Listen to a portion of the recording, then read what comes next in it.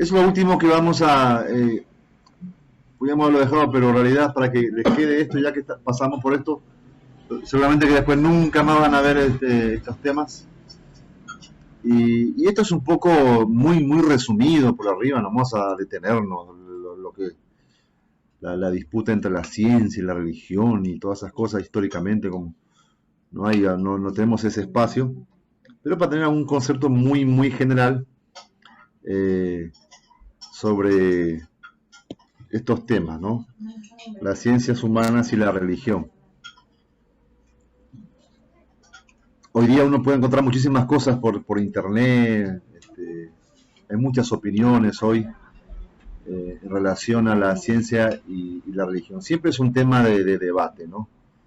Hay muchísimos documentales en cuanto a estos temas que si le interesa a alguien puede ver. Bien, entonces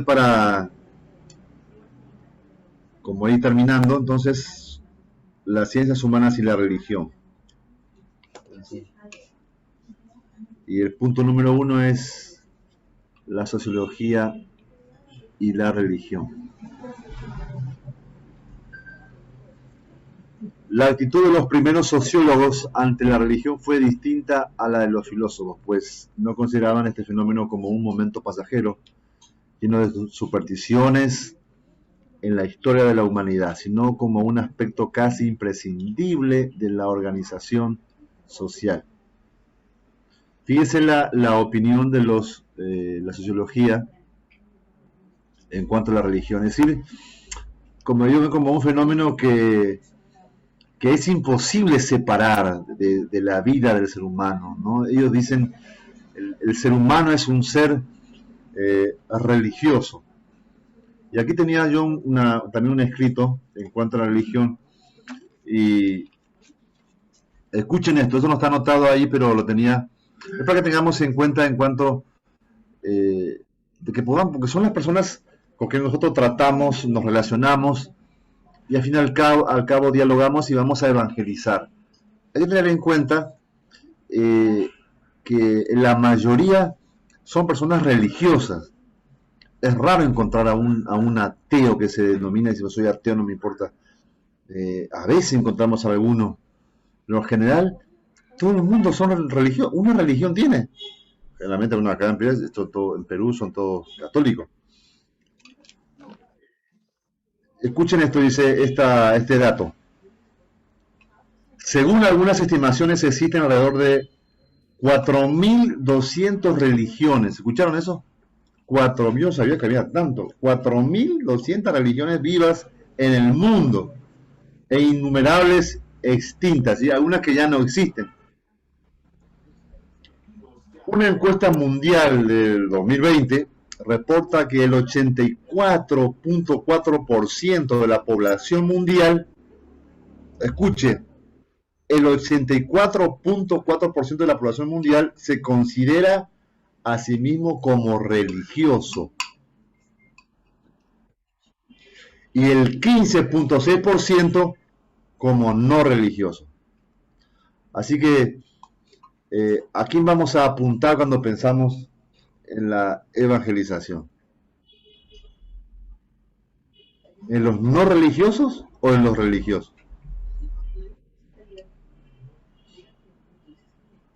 ¿Eh?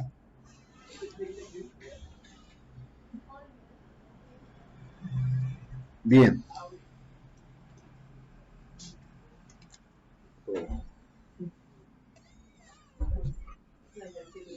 Por eso es importante realmente este tema que hemos visto, sin querer queriendo, por así decirlo, estudiar las religiones.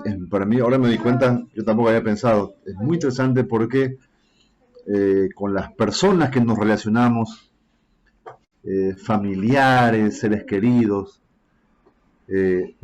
son religiosas, generalmente son católicos, ¿sí?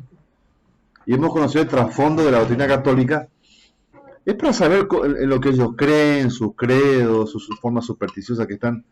No es para tanto, yo como decía, para atacar en el error, sino como José bien mencionó ahora, ¿no? Un punto muy bueno, eso es lo que él mencionó. El diálogo, buscar el diálogo. Mira cómo el papá aprovechó bien eso, ¿no es cierto? Bien. Era amigo del arzobispo. Del arzobispo. Sí, hizo amigo que conversaban. No, lo que pasa es que en este caso, bueno, él como político también en algunos momentos ha claro. servido a la Iglesia Católica Claro. y ha apoyado, ¿no? Y ha ayudado incluso a poder resolver algunos conflictos. Entonces, y ha servido igual. Sí. Es el tema de evangelismo, realmente servir. Cuando no sirve, realmente se pone en una posición diferente. Todo un personaje. No nos da tiempo. Yo le quería comentar acerca de. Incluso tengo en YouTube hay una conversación con un pastor argentina. Yo me convertí al Señor en esa iglesia, una linda iglesia. Y el pastor principal tenía muy buena relación con lo que en aquel tiempo Bergoglio, el Papa, era cardenal, arzobispo. Y por esa relación que él tenía, algunas iglesias lo tildaban de ecuménico. Así que él tuvo que reunirse con las denominaciones principales y explicar su posición. Así que todos le comprendieron muy bien, que la tenía muy clara a él, solamente que había una relación por cuestiones de, a veces que se encontraban pero es interesante la forma que él explica el ecumenismo, ¿sí? No tenemos tiempo de hablar sobre eso ahora, pero a veces uno puede tener cuidado cuando uno juzga o critica a alguien sin saber el trasfondo, ¿sí? Porque de repente como lo ve al papá de él, ¿no? Conversando con él, o hacen un trabajo, proyecto juntos, y ya de afuera lo tilda como ecuménico, y nada que ver, nada que ver. Tenemos que aprender a convivir, vivimos en una sociedad católica, donde vimos que la Iglesia Católica tiene el poder en la política, ellos manejan. Necesitamos entrar en diálogo, una de las formas de llegar también a esos lugares. Bien. Así un sociólogo llamado Furbach, no sé cómo es bien, afirma que se trata de una alineación de capacidades propiamente humanas, es decir, no se puede separar al ser humano de su religión, como si lo hacemos pedazos, ¿no? Somos por naturaleza religiosos. Las doctrinas de las religiones son respuestas a preguntas. Por ejemplo, no responde, estas son algunas, hay muchas más, pero algunas de las preguntas, podemos decir, existenciales que el ser humano siempre se hace. Y por eso es necesaria la religión, que intenta responder por lo que la ciencia no responde en su totalidad. La creación del universo, por ejemplo, el propósito de la vida, definición del bien y el mal, la moral. ¿Qué más uno puede agregar ahí? ¿Qué respuesta da la religión? Vamos en un buen sentido, estamos viendo acá, no estamos viendo la religión como secta, como... En el caso de algunas religiones, por ejemplo, de acuerdo a los principios morales que dicta, ha permitido que ciertos países o naciones, por ejemplo, en el caso del protestantismo, los principios morales tienen que ver con la excelencia. Es uno de los principios y valores que ellos que se enfatizaban. Claro. Eso ha impregnado en la sociedad, y entonces el pensamiento de Estados Unidos y básicamente los países del norte de Europa tienen ese pensamiento progresista, o de lo que llamamos la revolución industrial, ¿no? Claro. Justamente se basa en principios y valores cristianos. Claro. Otros sociólogos, por ejemplo, ven el caso de la Iglesia Católica, presentaba más un Dios penitente, sufriente, y entonces ha habido un pensamiento más de pobreza o de esclavitud, ¿no? Claro. Sería en el pensamiento humano, ¿no?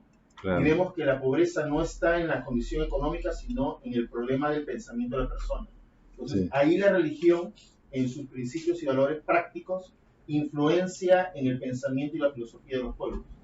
Ajá. Lo mismo en el caso del hinduismo, ¿no? Por ejemplo, pueden estarse muriendo de hambre, pero hay una vaca que está paseando, come todo, y pueden morir de hambre adoran a la vaca. y adoran a la vaca, ¿no? O sea, Están locos. hay ciertas, la religión influencia mucho en el tema del pensamiento, Sí, las prácticas, totalmente, modifica, para, cambia. a favor o en Sí, contra.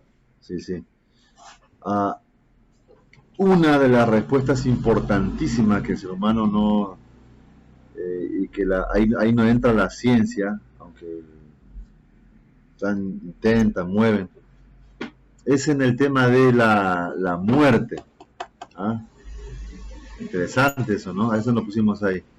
La muerte o la vida después de la muerte, es decir, hasta la persona que nunca le interesó ir a la iglesia o a la misa, pero cuando se muere un familiar buscan sacerdotes, ¿no? Hacen los rezos, hacen sus rituales. No hay una respuesta. Ahí Los santos óleos. ¿Cómo? Los santos óleos le dan cuando están a punto de morir en la iglesia católica, pastor. Claro, los santos óleos también. Los santos óleos que son es la unción con aceite, que La unción póstuma, sí, previa. Sí, post muerte. Que está por morir, lo llama y le Sí. hace la confesión. La última confesión. Sí. La confesión, sí. También los milagros, ¿no? Claro. La ciencia no puede explicar. Sí. Sí. Tratan de explicarlo, pero no. Es una de las Sí. preguntas. Bueno, hoy en día hay científicos cristianos que obviamente reconocen, ¿no? No sé si se me fue el nombre de era un científico francés que hizo el termómetro Fahrenheit. Fahrenheit, por ejemplo. ¿Qué lo vamos a conocer? No, Como si fuera, qué sé yo, que ya, el Fahrenheit, por ejemplo, era en ese entonces el director del Centro de Investigaciones Científicas francés. Ah, sí. Y venía en un tren y un muchacho pues decía, no, Dios, esos son unos ignorantes que no saben. Y el muchacho basureaba a los cristianos, ¿no? Y entonces, no, la religión no tiene nada que... Y el Fahrenheit le pregunta, y la religión no tiene nada que ver con... O la fe, perdón, no tiene nada que ver con la ciencia. No, no tiene nada que ver, son opuestas. Los cristianos son unos pobres ignorantes que no saben nada de ciencia. Y pues terminó de hablar, ¿no? Y terminaron todos. Y le digo, bueno, ¿por qué le dice eso? Porque él tenía una Biblia. Fahrenheit tenía una Biblia y estaba leyendo la Biblia, pero no sabía quién era, el muchacho no sabía quién era. Entonces terminó todo, discutieron. Él simplemente, muy reservado, se quedó ahí. Cuando el muchacho llega a París, Fahrenheit estaba dando una conferencia magistral, porque era el jefe de investigaciones a nivel de Francia. Sí.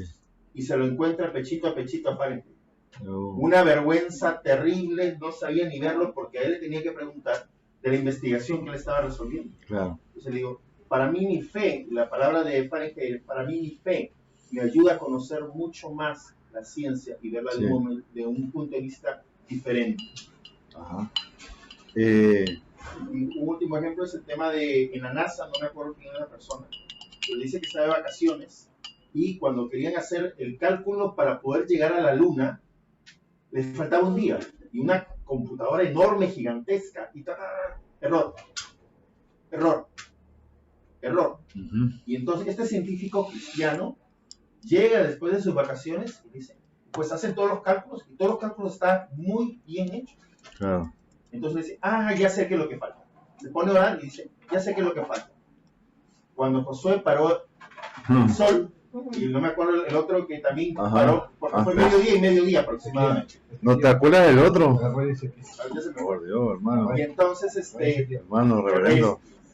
y entonces, Isaías, con Ezequías. entonces ahí juntó y era un día. Este es el día que falta. No, están locos, que cómo va a ser eso. Apúntalo, no pierdes nada. Apuntó, colocó, porque no era solamente poner, sino había toda una estructura y todo eso. Correcto, proyecto aprobado. Ajá. Y así es como Estados Unidos mandó al primer hombre a la Luna. Interesante, ¿no? Interesante. Un pastor mandó a mí en un WhatsApp. Seguro que les mandé, no sé si ustedes lo vieron, una alumna de química, bueno, que ya está avanzada en su carrera. El profesor como que la confronta y dice, a ver, define en propias palabras la existencia de su Dios. ¿Te acuerdas, no? Y la forma que le responde es impresionante. A los que me mandan ahora su WhatsApp con los exámenes, voy a ver si les mando ese ese WhatsApp. Muy lindo, muy lindo lo que le responde la estudiante cristiana al profesor de química, que lo dejó mudo, Bien, y así hay muchas cosas, a pesar de que la ciencia avanzó, y gracias a Dios por la ciencia que avanzó, muchas cosas ha ayudado al progreso, bueno, a la medicina, tecnología, pero aún así hay muchísimas cosas todavía sin respuesta en cuanto al hombre, la existencia, es decir, no solamente la perfección en el cuerpo humano, lo que estudia la parte humana, sino que en cuanto a lo que hay explicación del cerebro, el cerebro del ser humano, es decir, no hay una explicación científica, ¿cómo es que el hombre, no? ¿Por qué tenemos ese cerebro ahí? Sin usar muchas veces. Bien, toda la religión intentó ofrecer una posición para vivir y entender la existencia del ser humano de una forma integral, por supuesto, ¿no? Es decir, la parte física y la parte espiritual. Hay veces que solamente se enfoca solamente en la parte espiritual, ¿cierto? En las sociedades a lo largo de la historia también han sido frecuentes las llamadas guerras de religión y las teocracias, gobiernos cuya legitimidad descansa en un sistema de ideas religiosas. Es decir, cuando la sociología estudia en cuanto a las religiones, no solamente ven en cuanto a lo positivo, ¿no? Sino también en cuanto a lo negativo. En la conducta, ellos ven cómo las sociedades, cómo ellos se comportan, y que también por causa de las religiones, las famosas guerras. Eso realmente es lamentable ver cuánta muerte, cuánto masacre, sí, en nombre de... Bien, avanzamos un poco.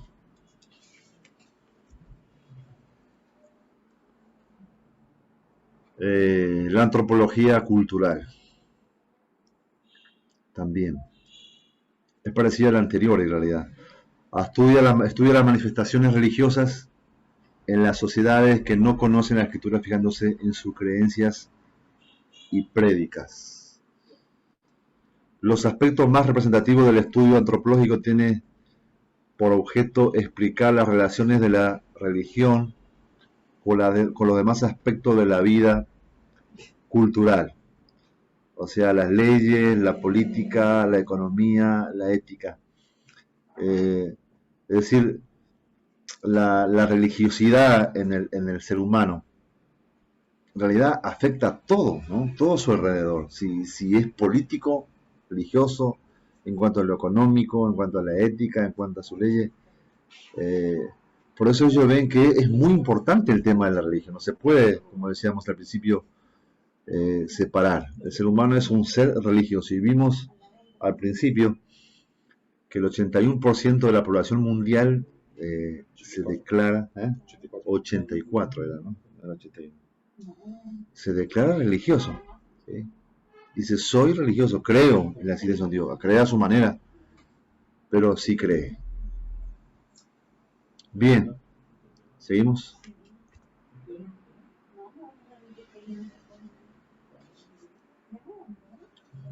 Estamos viendo así muy resumido el tiempo.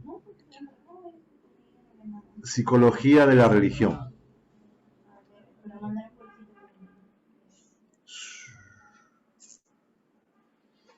Surge junto con el estudio de las religiones comparadas y con el psicoanálisis. Uno de los pioneros de la psicología, la religión, fue este hombre que aparece allí. No. Wilhelm Wundt. Sí. Que él consideraba 4 etapas de la historia de la conciencia, ¿no? En cuanto a la religión. La primera es el ritual primitivo. Segundo, el totemismo. Estuve buscando el significado de esta palabra. Totem. ¿Ya sabía? El tótem es normalmente cualquier objeto en el cual tú consideras que es sagrado y en el cual tú pones tus creencias de que eso tiene un poder espiritual para poder hacer algo. Exactamente. Algo que te pone en lo real. Claro, puede ser una piedra, para el sufí tiene justamente ese pensamiento. tótem. Ah, interesante. O el fetichismo también. Entonces, una especie de fetichismo. O sea, cualquier objeto, cualquier cosa que tú tienes, que tiene un poder espiritual para cambiar Sí. o transformar algo. Sí. Y eso es lo que te salva, lo que te sana, etc. Bueno, la Iglesia Católica ya está lleno de esos. Al También. usar las imágenes, el Pero fetichismo, agua el caso bendita. de Para de Sufrir, La Iglesia Universal para sufrir, la conoce, ¿no? Claro. Es terrible o la lo Iglesia del que... Espíritu Santo, que también le llaman, ¿no? Pero realmente es más conocida como Para de Sufrir, utiliza justamente eso para manipular, y hay sanidades. El Sí. tema es cuál es el origen, ¿no? Sí, Porque si hay un tema de fetichismo, entonces realmente es un tema de espiritismo o ocultismo, ¿no? Como la superstición. No, lo que pasa es que la diferencia entre la superstición es que, por ejemplo, ay, si paso bajo una escalera me va a pasar algo. Esa es Claro. superstición. ¿Cómo? Pero en este caso, no. O sea, tú crees y sucede, ¿no? Y te sanas y pasa algo. Y hay un tema espiritual detrás de todo eso. Incluso se consideraba que detrás de un tótem hay un espíritu que posee ese objeto y eso Sí. es lo que permite que tú tengas una sanidad o algo. Entonces, ya estamos hablando de opresión demoníaca. sí, sí. Justo el apóstol Pablo menciona ahí en Corintios, ¿no? En cuanto a comer lo sacrificado a ídolos. Dice, entendemos que los ídolos no son nada, pero dice, lo que ellos sacrifican a los demonios.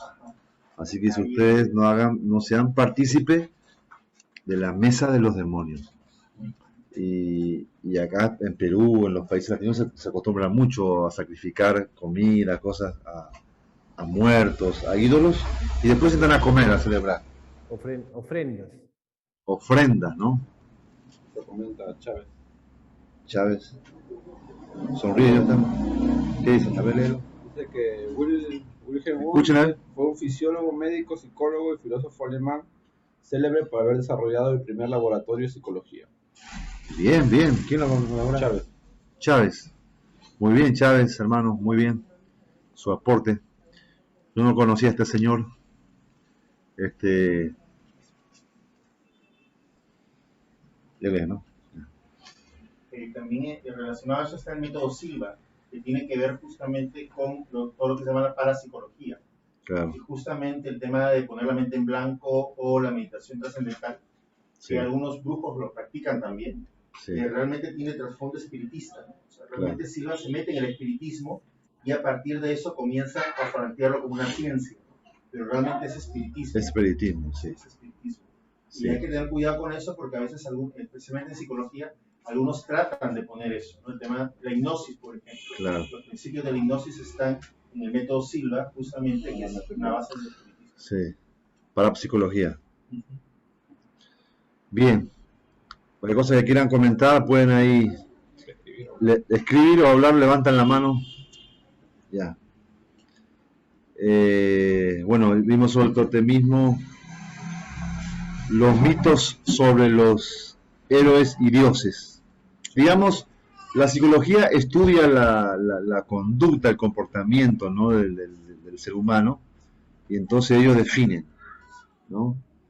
La religión no tiene que ver por su ritual primitivo, desde siempre, el totemismo, ¿no? Lo que decíamos, fetichismo, los mitos sobre héroes y dioses, y el último, el humanismo. Se menciona varios psicólogos, ¿no? Conocidos, pero entre los más conocidos y más locos de todos, bueno, Sigmund Freud, como dice, que El padre de la psicología. muy bien, el padre del psicoanálisis. El psicoanálisis. Amén. Es muy famoso en cuanto a psicología, todo el mundo no tiene que pasar por Sigmund. Bueno, este hombre, en cuanto a la religión, ¿no? Su opinión dice, él consideraba todos los ritos y creencias religiosas como proyecciones inconscientes de los conflictos internos a la familia. Me escuchan interesante lo que sí tiene que ver con esto. El tema es que hay qué solución, ¿no es cierto? Conflictos internos a la familia que afirman la posición del yo en la sociedad.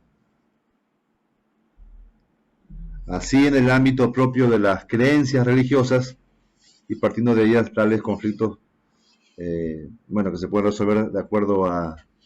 Qué interesante que en realidad dice toda la creencia tiene que ver el trasfondo del problema familiar. Luego dice él, otra parte dice que es por la ausencia de un padre, es que uno busca un padre espiritual, ¿no? Y todas esas cosas que él opina, ¿no? ¿Sí? Él trata de explicar por qué la religiosidad. Entonces él atribuye a que en realidad tiene que ver con conflictos internos en la familia, los traumas, dificultades y demás. Y es verdad que las personas, su religiosidad tiene que ver por conflictos sin resolver, desde niño, desde la infancia, en la familia. Entonces, como no se encuentra a veces respuesta en la ciencia, entonces buscan un ser superior, ¿sí? Y lo cierto es que nuestras necesidades muchas veces nos llevan a Dios. Y por la gracia de Dios muchas veces nos encontramos con el Dios real que nos está esperando allí. La psicología puede ayudar en algunas cosas, pero no es la respuesta a la necesidad del ser humano. Un dato interesante que puso también Chávez, dice que Sigmund Freud fue un médico neurólogo austriaco de origen judío. Ah. Judío y ateo. Qué interesante que hay judíos ateos, ¿no? Justo que vimos al pasar un programa, ¿no? Que decía, soy judío ateo. Es para matarlo, ¿no? Un judío que sea ateo, con toda la historia. Pero, sí. Pastor, acuérdese que en el caso de Marx también era judío y ateo. Ateo, Marx es judío. Justamente él se vuelve al ateísmo porque Carlos Marx, justamente porque su padre en algún momento establece, bueno, ya no somos ahora judíos, ahora vamos a ser, creo que bautistas o luteranos, creo, porque estaban en Alemania. ¿Por qué? Porque era conveniente para sus negocios. Metodistas no eran. No. Ese es Inglaterra. Y entonces, definitivamente, a partir de ahí es donde él, posiblemente sus estudiosos dicen que ahí es donde él esboza su pensamiento de que la religión es lo que el pueblo. Claro. Porque realmente su padre fue el que le mostró que realmente Dios no existe, solamente era un tema de conveniencias, ¿no? Y hay muchos judíos que han tenido esas experiencias. Ahora a mí siempre esa frase, ¿no? A mí me llamó la atención. La religión, el opio de los pueblos. ¿Por qué? ¿Por qué esa definición? ¿No? Estamos en contra. Pero a la vez muy real lo que yo digo. Es muy real lo que dice. ¿El apio de qué? El opio. El apio no. El opio de la sociedad. ¿Alguien dijo algo aquí? ¿Pablo? Muchos científicos consideran que la religión es el opio de la sociedad, ¿no? Ellos así sostienen. Sí. Bien. ¿Qué decías? Lo que pasa es que realmente si entendemos que religión, y bajo el concepto de Marx y de otros, la religión es solamente un conjunto de creencias, prácticas religiosas, de ritos, y la religión per se o por sí misma está muerta. Ahora, el cristianismo, que es una vida con Cristo, es muy diferente. Claro. Si uno vive una vida con Cristo, eso es lo que nos da vida. Pero también hay muchos cristianos que pueden ser religiosos solamente. Y entonces es una vida muerta. Entonces, la vida de religiosidad está muerta. Sí. Y por eso es el opio del pueblo. Pero una vida en Cristo, verdadera, eso es lo que da propósito y sentido. Entonces, a lo que se estaba refiriendo Marx, que estaba correcto, es que aquel que vive en religiosidad simplemente está viviendo una vida muerta. Sí. Lo que pasa es que no conocía la otra parte. No conocía, obviamente.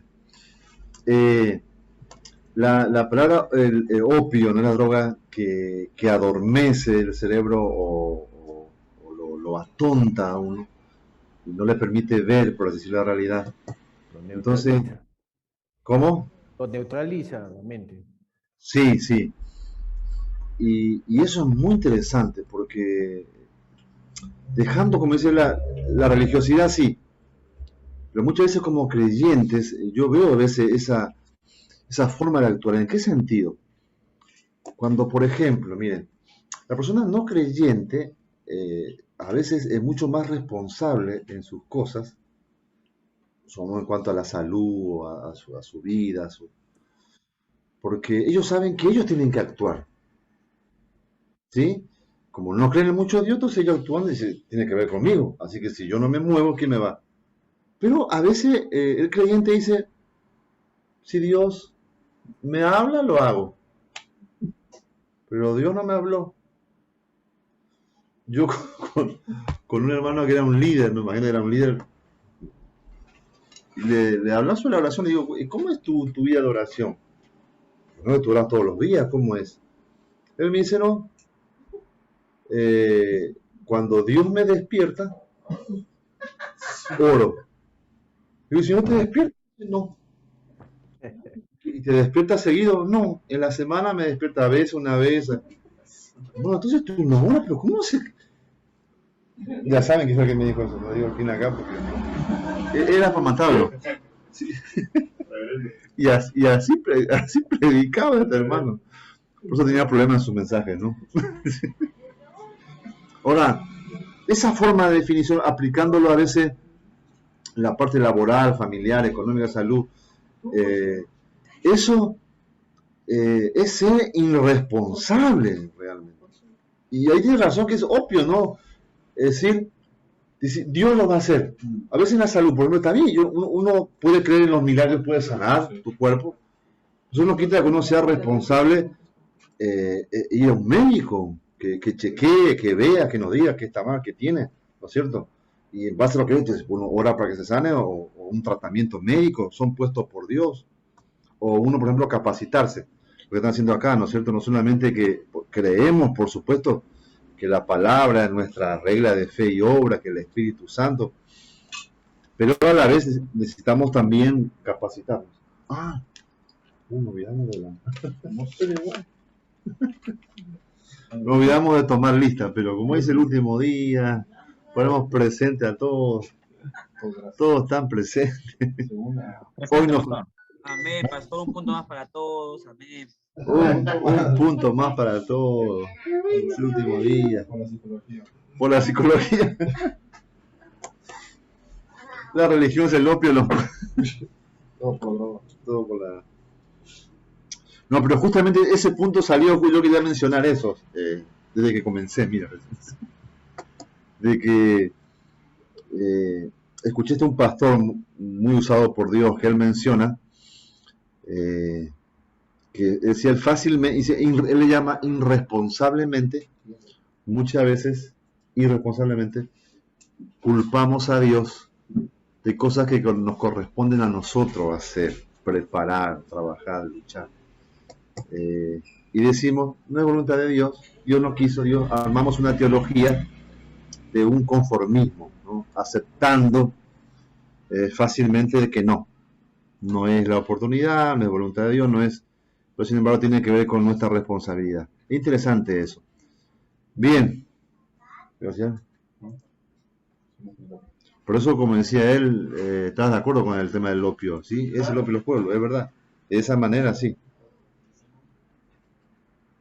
Aparte que es una buena estrategia de evangelización para los científicos. ¿Cómo? ¿Por qué? Porque ¿está de acuerdo con eso? ¿Por qué está de acuerdo? Entonces ahí le metemos el cristianismo bíblico. Sí. 4, ¿qué dice ahí? Experiencias místicas. Acá entramos las experiencias místicas. ¿Qué son las experiencias místicas? En las principales religiones encontramos las experiencias místicas o trascendentes como una base fundamental de la experiencia religiosa. Lo místico se refiere a conseguir de manera experiencial la identidad. La experiencia mística no se ajusta al razonamiento religioso, comprensión intelectual, por supuesto, ¿no? a un seguidor religioso que está desarrollando esta faceta de su religión se le llama místico. En algunas religiones lo místico es la primera fuente de autoridad en las diversas interpretaciones. Bueno, esto llevaría a una secta cuando la autoridad, digamos, por cual ellos se rigen, tiene que ver solamente con sus experiencias místicas. ¿Qué es una experiencia mística?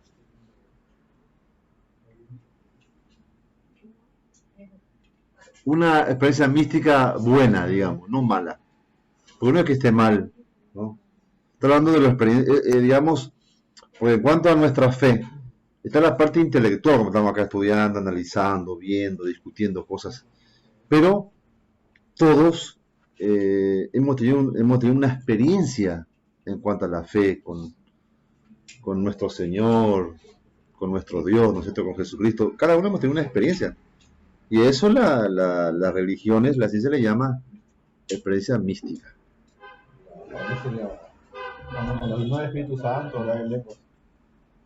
Hablar en lenguas, por ejemplo, cuando algunos son llenos del Espíritu Santo y sienten como un fuego, también se considera como una experiencia mística.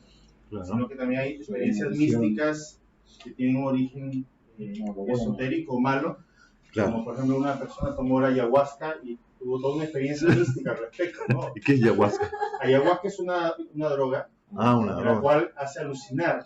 Realmente la persona tiene una experiencia fuerte, lo usan los brujos. Sí. Y entonces eso normalmente los hace tener un encuentro espiritual y ver muchas cosas, incluso desdoblarse, ¿no? Sí, entonces el tema es que no todo lo místico es de Dios. No, sí. Hay lo bueno y lo bueno y lo malo. Sí, sí. Por eso nosotros tenemos la palabra de Dios, ¿no es cierto?, la Biblia como nuestra base de autoridad. Nuestra autoridad máxima es la palabra. Si la experiencia tiene el respaldo de la palabra, como recién mencionaba el Espíritu Santo, las cosas, lengua y algunos dones, por supuesto, ¿no? Pero cuando no, ahí ya es interesante. Acá abajo, para ir terminando, dice: en la actualidad los teólogos del cristianismo, digamos cristianismo reales, están divididos, o casualidad, ¿no?, que estemos divididos los evangélicos. Unos apuestan por dar más énfasis a lo místico, mientras que otros abogan por separar lo místico de la ciencia, diferenciando a experiencias de la fe de hechos históricos. Interesante esto, y eso tiene que ver con en realidad las distintas congregaciones, denominaciones. Por eso también hay muchas denominaciones, ¿sí? Entonces hay denominaciones que hay más énfasis en cuanto a la experiencia, así llamarle místico, pues esa palabra parece que algo de brujería, ¿no? Bueno, más énfasis a lo experimental, a la experiencia, ¿no? ¿Qué sentiste? Que vi, que no toqué y sentí un temblor, no tenía temblor. No estoy diciendo que esté bien o que esté mal, sino, digamos, a veces hay mucho énfasis. Digamos, ¿qué tal el culto? ¿Estuvo bueno según lo que sentiste? ¿Sentiste un calor, temblaste? Estuvo Dios. Si no sentiste nada, no estuvo Dios. ¿Qué dice? Chávez pone lo místico designa un tipo de experiencia muy difícil de alcanzar, en que se llega al grado máximo de unión del alma a lo sagrado durante la existencia terrenal. Qué bueno. Máximo, claro, ¿no? Muy bueno, sí. Sí, cuando uno... Yo de esa manera experimenté a Dios en mi vida primera vez, y yo no si me intentaban explicarme y yo no entendía, no había forma de entender. No le entendía lo que me querían decir. Yo decía, ¿cómo voy a abrirme? Y dice, mi hermano, abre tu corazón. Y yo, esa frase para mí era, decía, cree en Jesús. Pero si yo creo en Jesús, yo era católico, ¿no? Abre tu corazón. ¿Y cómo abro mi corazón? Decía yo, no lo entiendo. Es lo mismo como, me hace acordar ahora a Nicodemo. ¿Cómo nazco de nuevo? ¿Cómo entrar en el vientre de mi madre? Claro, humanamente no tenía ni idea. Y así que yo escuché mensajes del Evangelio desde niño, siempre. Cuando llegaba a la parte final, abre tu corazón, recibe a Jesús, pero si yo no lo rechazo, ¿cómo abro mi corazón? No los entendía realmente y seguía con mi vida mundana. Hasta que en un momento una experiencia, como mencionó ahí hermano Chávez, ¿no? A nivel máximo sobrenatural. Eso transformó mi vida. Es interesante, ¿no? Bien. A ver, los hermanos místicos. Estamos terminando la clase mística. Estamos terminando, hermanos. Y damos gracias a Dios que hemos llegado hasta acá. Realmente, como dice este pastor que siempre me nombró, le dice, hasta aquí me dio el Señor. Si sigo más será de hombre. Estamos concluyendo con las clases y damos gracias a Dios que todos llegamos vivos. Nuestra hermana Jacqueline, que al final no iba a seguir, pero ahí está, nuevamente se reincorporó. Eso es una alegría, sí. Pastor, parte del bautismo también se podría considerar en algunos aspectos como misticismo, porque algunos creen que es válido porque lo hacen por inmersión, sumersión, por aspersión, ¿no? Entonces, y le quitan la validez cuando, digamos, algunas religiones lo hacen a su manera y los bautistas creen de una manera, digamos, a los pentecostales o quizás a los presbiterianos, ¿no? Entonces, a veces se considera como místico eso también, ¿no? O solamente que la Santa Cena lo haga el reverendo o el pastor, cuando en la Biblia no hay ningún punto que diga que el bautismo lo haga solamente el pastor o digamos el presbítero, ¿no? La Biblia dice hagan discípulos y bauticen, ¿no? Entonces, a veces yo lo veo también como un misticismo, ¿no? Bueno, no sé si entendí mal la clase, pero lo veo. Claro.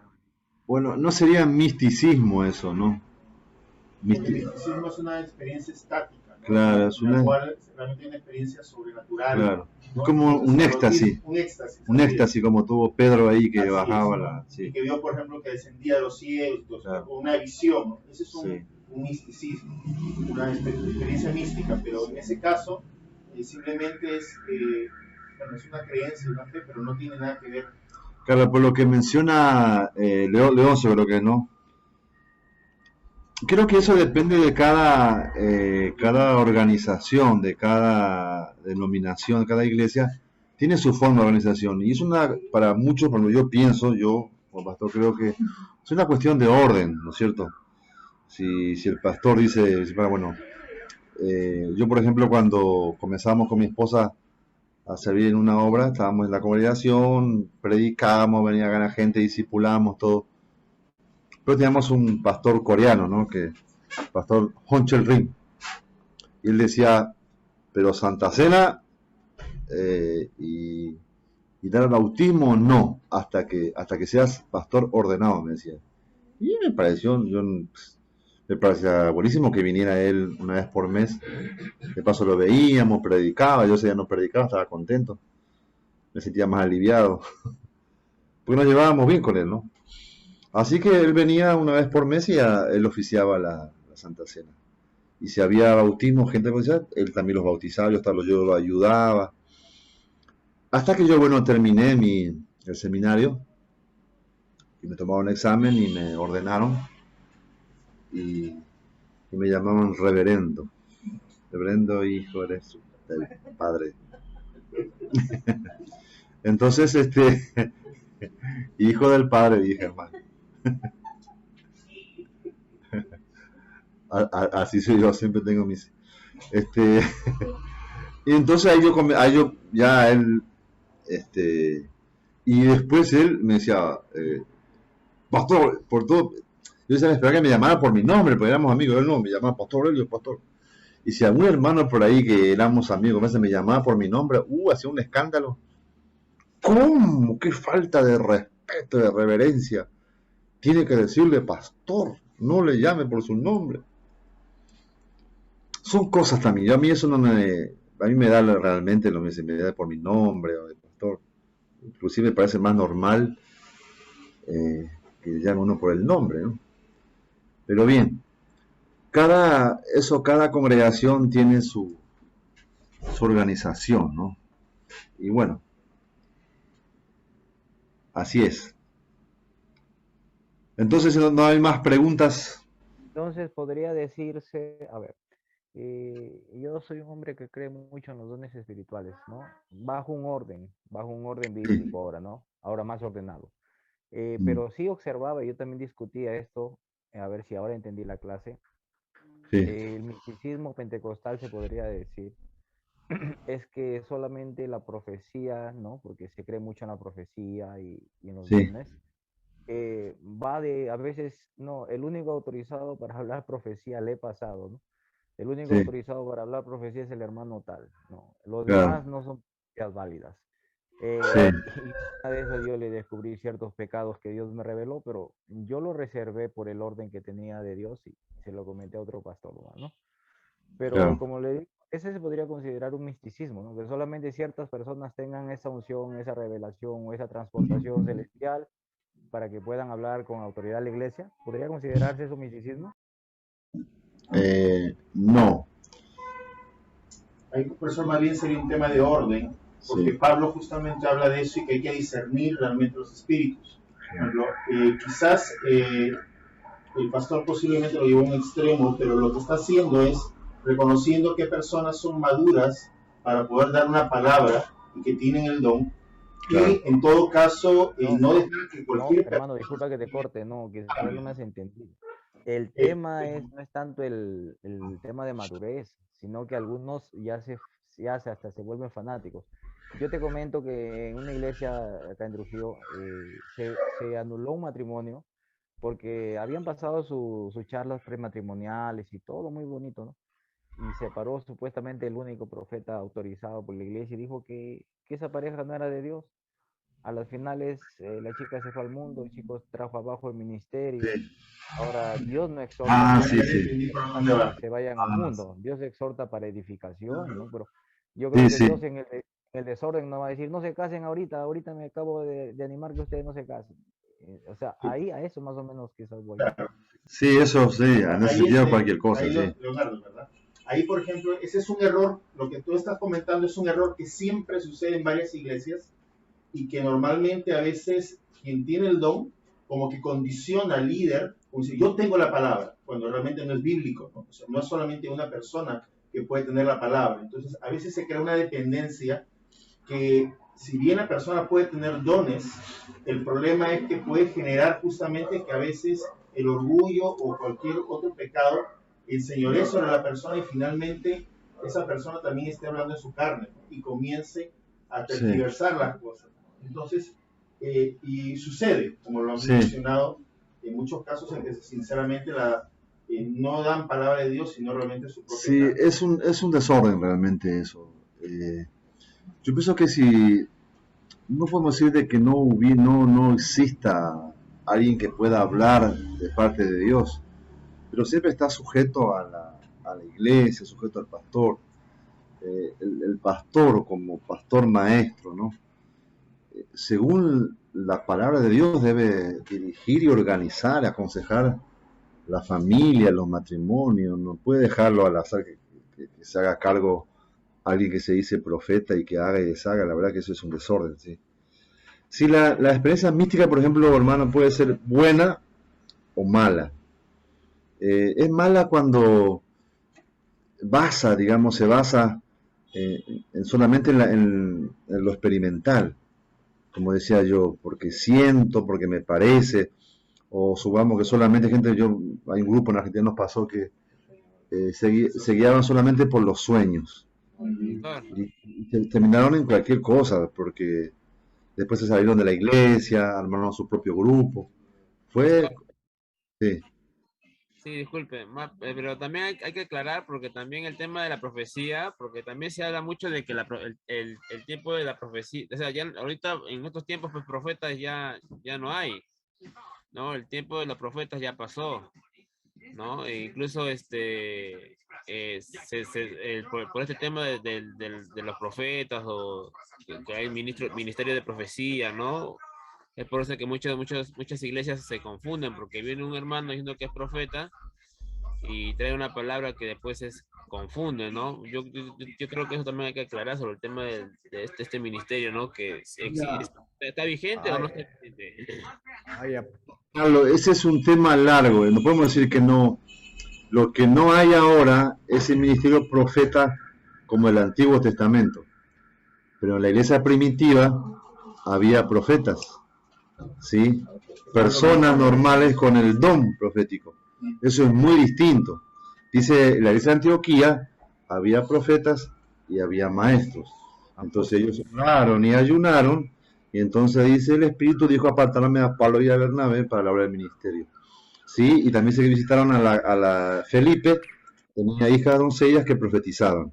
Entonces, yo pienso que son personas que dentro del cuerpo, no es como ahora, como lo que tú dices, viene fulano el profeta, todos le tiemblan porque él viene y se mete y te quiere manejar la vida, o con quién te vas a casar, eso es cualquier cosa realmente. Pero son personas que Pablo dice que es para exhortar, para alentar y animar, ¿no? Alguien que viene y te da una palabra de aliento, de esperanza, de fortaleza. Tú sabes que te está decaída, afligida, y alguien viene, no sabía, y el Espíritu le guía a que te dé una palabra de aliento, de ánimo, y hay. Eso no vamos a decir, no, eso ya no hay. No podemos decir tampoco ideas, no podemos limitar a lo que el Espíritu puede hacer. En la iglesia primitiva funcionaba normal de esa manera. Claro. Sí, pastor, sí, a ver, para acotar algo. También, yo pienso que una experiencia mística, creo que todos los hemos pasado. No creo que ningún hermano puede decir de que no haya tenido una experiencia mística, ¿no? Sí. Lo que pasa es que entre nosotros, hermano, pastor, perdón, sentimos celos, creo, entre nosotros. Entonces, pensamos que, bueno, ¿no? Esa hermana o ese hermano es muy espiritualista. Entonces, ahí es donde caemos de repente en, bueno, no sé, en celos, en ciertas situaciones que nos salimos del contexto bíblico, ¿no? Porque la Biblia dice de que sí, efectivamente, Jesús o nuestro Creador nos ha dado dones. Entonces, y Pablo nos repite cada vez que sí tenemos dones. Entonces, y si son espirituales, y si viene de Dios, bien, pastor, ¿no? Lo que pasa es que necesitamos leer más, creo, la Biblia. Amén. Sí, así es.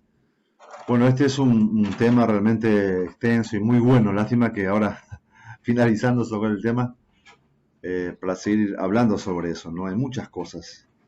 Yo también a veces decía, no, esto no hay así, no hay de esa forma, pero sí. Y tenemos que meditar, releer y en la palabra, las cartas paulinas. Es tremendo lo que el Señor reveló al apóstol Pablo, ¿no? Cómo debe funcionar la iglesia del Señor, cómo funcionó antes y cómo debe funcionar, ¿sí? Así que bueno, bien hermanos, ya nos hemos pasado un poco la hora, así que una vez más gracias por este tiempo que hemos compartido, nos hemos conocido, así que estamos finalizando, dando gracias a Dios por todo este tiempo, también gracias al pastor Timoteo. Y bien, vamos a orar para concluir entonces. Y sobre el examen, si hagan problemas, si ya lo terminaron, me lo envían. Si lo siguen terminando, me lo enviarán más tarde. Pero el tema es que lo envíen, ¿sí? Está bien. Oramos entonces para concluir. Amén. amén. Está bien. Señor, amado Padre, te damos gracias por este tiempo que con tu permiso hemos podido compartir, tener comunión, conocernos. Yo creo que ha sido un buen tiempo, nos hemos edificado los unos a los otros, tantas cosas que no sabíamos con claridad, algo hemos aprendido y te damos gracias por esa oportunidad. Gracias por cada hermano, Señor, que está sirviendo en su congregación, apoyando a sus pastores, o están encargados de obras, ministrando, a plantar nuevas congregaciones, discipulando, enseñando, colaborando. Gracias, Señor, por ese espíritu de obrero, de servidor que estás levantando en este tiempo. Gracias por cada uno, Señor. Gracias por el seminario.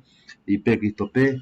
Que tú sigas sobrando, Señor, bendiciéndolo en todo. Te damos gracias por este tiempo que concluimos. En el nombre de Jesús oramos. Amén y amén. Amén. Bien, entonces, hermanos, que tengan un buen descanso. Nos estaremos viendo en la próxima oportunidad.